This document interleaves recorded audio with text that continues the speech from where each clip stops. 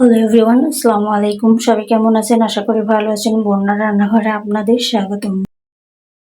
বন্যার রান্নাঘরে আপনাদের জন্য পাঙাশ মাছের ভিন্ন ধরনের রেসিপি নিয়ে এসেছি। তো একটা পাত্রে পরিমাণ মতো তেল গরম করে মাছগুলো ভেজে নেব। আর মাছটা আমি ধোয়ার সময় লেবুর রস দিয়ে ধুয়ে নিয়েছি এবং হলুদের গুঁড়ো, মরিচের গুঁড়ো, লবণ এবং লেবুর রস দিয়ে মাখিয়ে রেখেছিলাম কিছু সময়। এখন ভেজে নেব।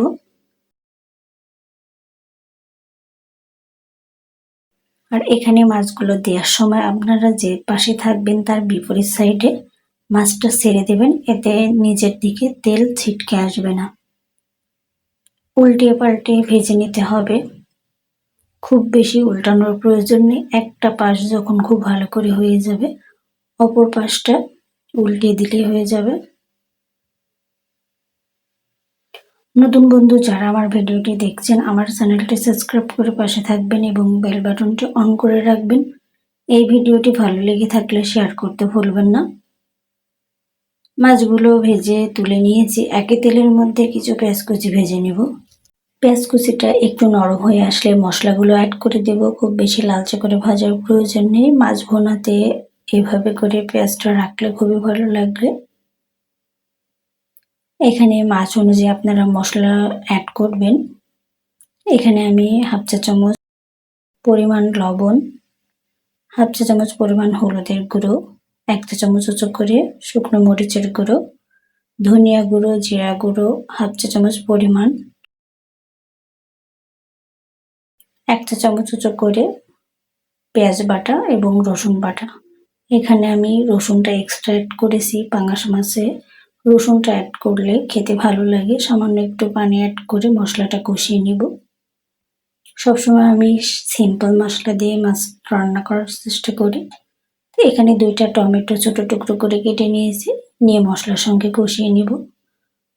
টমেটো অ্যাড করে পাঙাশ মাছ ভুনা করে দেখবেন, অনেক ভালো লাগবে।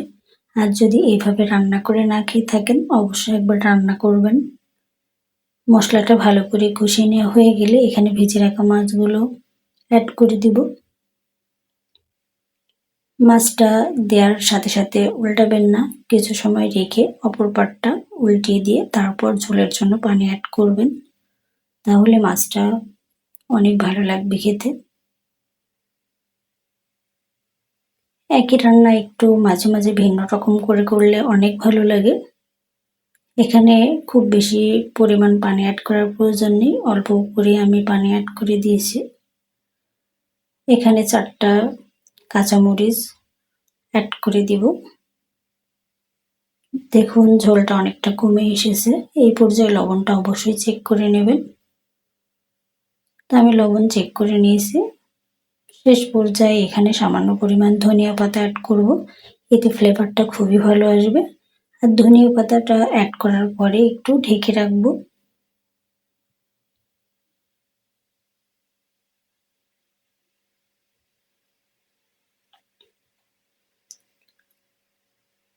দেখুন কালারটা কত সুন্দর এসেছে।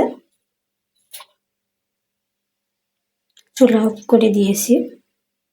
দেখুন একদমই ঝোল নেই। এভাবে মাছ ভুনা করলে অনেক ভালো লাগে। পরিবেশন করে নিয়েছি। আজকের আমার এই টমেটো দিয়ে পাঙাশ মাছের রেসিপি আপনাদের কাছে কেমন লাগলো অবশ্যই জানাবেন। আর যদি ভালো লেগে থাকে বাসায় একবার রান্না করবেন।